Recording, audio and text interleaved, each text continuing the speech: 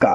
جب حالات کشیدہ ہو گئے، انگریزوں کی حکومت یہاں ہوا کرتی تھی اور گوروں کی جب یہاں حکومت ہوا کرتی تھی، وہ ظلم کیا ہے ہندوستان کے سرزمین اور رعایا کے اوپر ان لوگوں نے کہ ساری انسانیت تراہیمام رحم کی بھیک مانگ رہی تھی۔ اس زمانے میں جب چاروں طرف پورا ملک جل رہا تھا، حضرت حاجی امداد اللہ مہاجر مکی رحمت اللہ علیہ سید الطائفہ،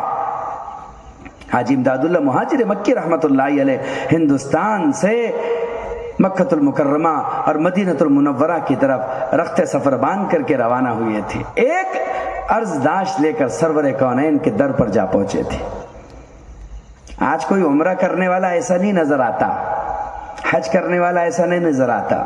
جو یہ کہتا ہو آ کر کے کہ میں عمرہ کرنے گیا تھا، رسول اللہ کے مزار اقدس پر بارگاہ اقدس میں گیا تھا، اس امت کے حال کو پیش کرنے کے لیے کہ اے رسول اللہ، اس امت کا حال یہ ہے، اس امت کے لیے دعا فرمائیے۔ اللہ کی قسم ہمارا ایمان ہے، رسول اللہ صلی اللہ علیہ وسلم اپنے قبر اطہر میں اپنے جسم خاص کے ساتھ، اپنے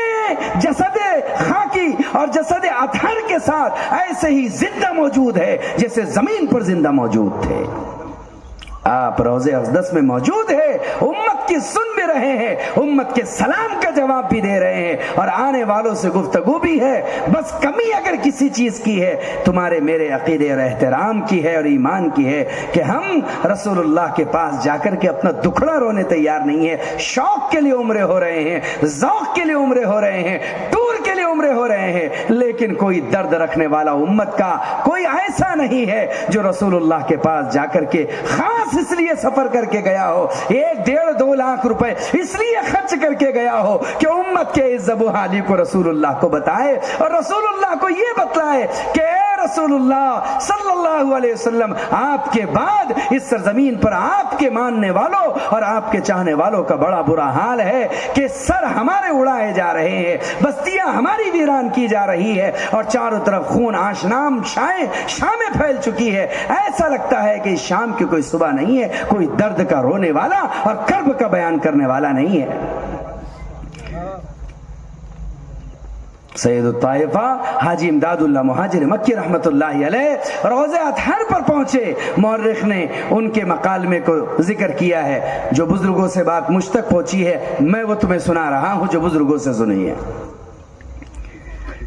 روضہ اقدس پر جا کر کے سلام پیش کیا اور سلام پیش کر کے بہت روئے اور ملک ہندوستان کے حالات کا تذکرہ رسول اللہ صلی اللہ علیہ وسلم کے بارگاہ اقدس میں کیا، ان الفاظ میں ایک شعر کے ساتھ: حد سے گزرا تیری امت کا پریشان ہونا،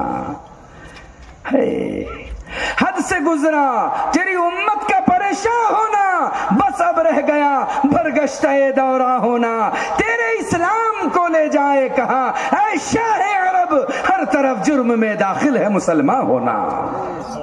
ہر طرف جرم میں داخل ہے مسلمان ہونا۔ جہاں مسلمان ہمارا ہونا سنتے ہیں، دنیا ہمیں اس لیے ستا رہی ہے اے رسول اللہ، اس لیے کہ ہم آپ کے چاہنے والے ہیں، دنیا ہمارے سروں سے فٹ بال کی طرح اس لیے کیک کر رہی ہے کہ ہم آپ کے نام لیوا ہے۔ اے رسول اللہ آپ بتائیے ہم آپ کے اسلام کو لے کر کہاں جائیں؟ ہر طرف جرم میں داخل ہے مسلمان ہونا۔ روضہ اقدس سے آواز آئی تھی، روضہ اطہر سے آواز آئی تھی، جسے شاعر نے ان الفاظ میں قلم بند کیا، آپ نے جواب بھی دیا اور اس کا حل بھی بتلا دیا، بڑا سیدھا سا، بڑا سادہ سا۔ روضہ اقدس سے آواز آئی تھی، تیرے اعمال سے ہے تیرا پریشان ہونا،